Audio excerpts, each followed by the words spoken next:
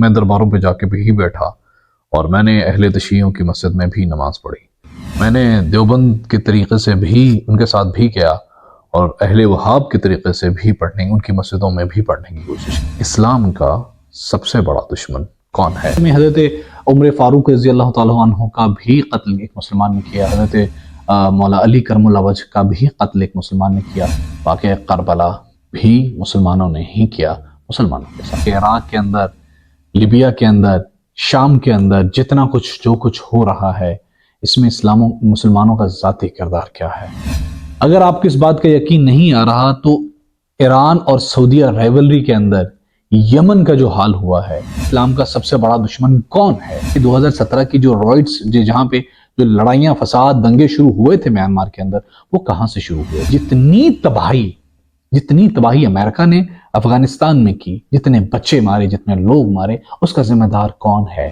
جتنی تباہی میانمار والوں نے مسلمان فیملیز، گھرانوں، خاندانوں کی اس کا ذمہ دار کون ہے؟ ریسنٹ ٹائمز میں آج کل اسرائیل اور اس کی فلسطین کی جنگ چل رہی ہے، تو آپ کو یہ ضرور ایک مرتبہ کوشش کرنی چاہیے کہ کون ذمہ دار ہے اس جنگ کے آغاز کرنے کا، سب سے پہلے آغاز کس نے کیا تھا؟ اسلام کا سب سے بڑا دشمن کون ہے؟ یہ بات آپ سوچیں۔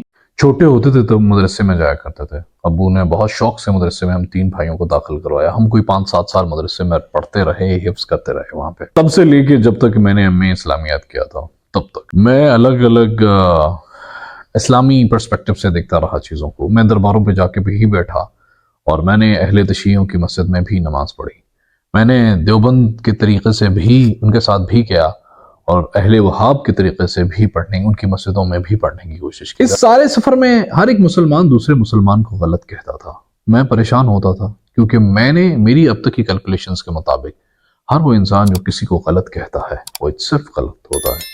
میں غلط ہو سکتا ہوں یہاں پہ، مگر مجھے ایسا ہی لگتا ہے۔ خیر، ساری عمر عجیب سی الجھنوں میں رہنے کے بعد میں نے کوشش کی کہ میں پرکھوں کہ دراصل صحیح کون اور غلط کون ہے۔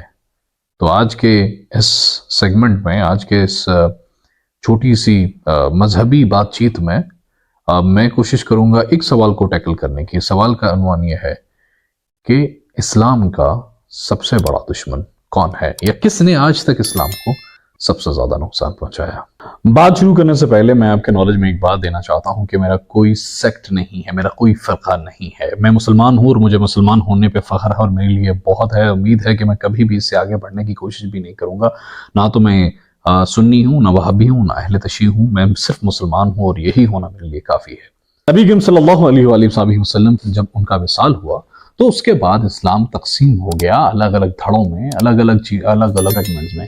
یہاں پہ آپ کو اختلافات رائے کا ایک بہت بڑا ظہور نظر آتا ہے کہ کس طرح سے مسلمان ہی مسلمان کو قتل کرنا، ان کو شہید کرنا شروع کر دیتے ہیں۔ ایسے میں حضرت عمر فاروق رضی اللہ تعالیٰ عنہ کا بھی قتل ایک مسلمان نے کیا، حضرت مولا علی کرم اللہ وجہ کا بھی قتل ایک مسلمان نے کیا، جنگ جمل بھی مسلمانوں کی طرف سے ہوئی، مسلمانوں پہ ہی امپوز ہوئی، اور اسلامی تاریخ کا سب سے بڑا واقعہ کربلا بھی مسلمانوں نے ہی کیا، مسلمانوں کے ساتھ۔ یہ مسلمان ہی تھے جنہوں نے نبی کریم صلی اللہ علیہ وآلہ وسلم کا کردار کنٹروورشل بنا دیا۔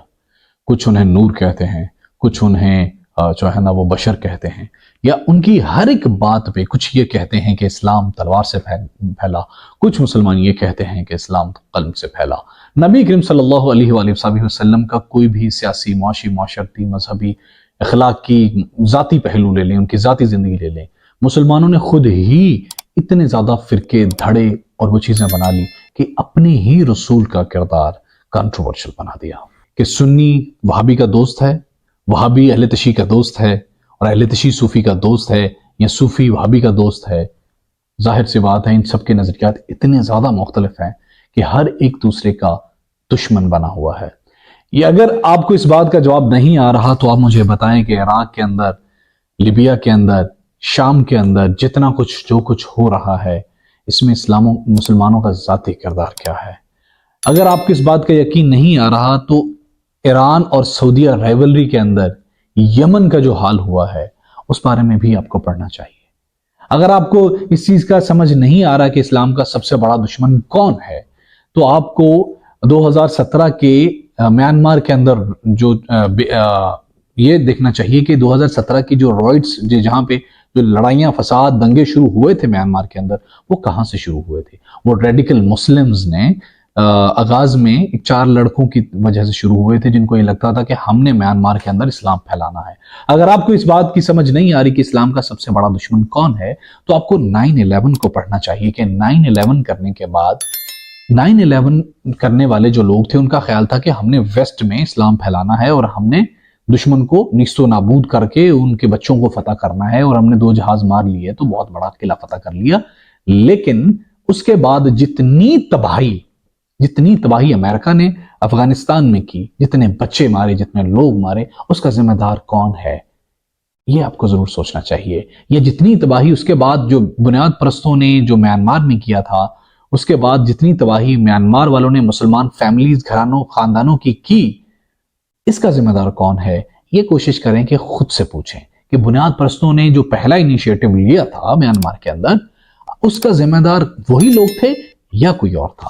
اگر آپ کو یہ بات مزید سمجھنی ہے کہ مسلمانوں کا سب سے بڑا دشمن کون ہے، تو آپ کو جو ہے نا وہ یہ جو ریسنٹ ٹائمز میں آج کل اسرائیل اور اس کی فلسطین کی جنگ چل رہی ہے، تو آپ کو یہ ضرور ایک مرتبہ کوشش کرنی چاہیے کہ کون ذمہ دار ہے اس جنگ کے آغاز کرنے کا، سب سے پہلے آغاز کس نے کیا تھا، اس کو بھی ضرور ایک مرتبہ دیکھ لیں کہ جو ہے حماس، انہوں نے جب وہ پورا اس کا نقصان نہیں کر سکتے تھے تو انہوں نے اس کو جنگ کو شروع ہی کیوں کیا؟ لوگوں کو مرنے کے لیے، یا جو بھی ہے، یہ کنٹروورشل ہے۔ میں صرف یہ گزارش کر رہا ہوں کہ اسلام کا سب سے بڑا دشمن کون ہے، یہ بات آپ سوچیں کہ اسلام کو جو موجودہ ٹائم میں فلسطین میں آج نقصان پہنچ رہا ہے، اس کی بنیادی طور پہ وجہ کیا چیز ہے، کون ہے اور کہاں سے؟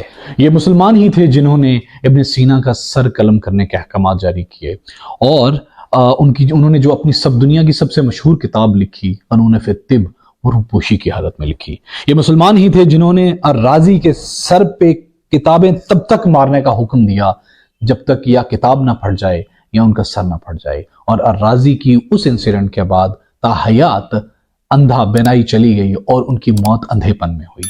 یہ مسلمان ہی تھے جنہوں نے ابن رشد، جو آپ کے ہمارے قومی ہیرو ہیں، جو ہمارے اسلامک فلاسفر سائنٹسٹ ہیں، ان کی کتابیں جلا دی گئیں، ان پہ مقدمات کیے گئے، ان کو سوسائٹی میں ذلیل کیا گیا، اور ان کی زندگی کا آخری حصہ گمنامی کی حالت میں گزارنے پہ مجبور کیا۔ یہ مسلمان ہی تھے جنہوں نے یعقوب الکندی کو بازار میں 60 سال کی عمر میں کوڑے مارے۔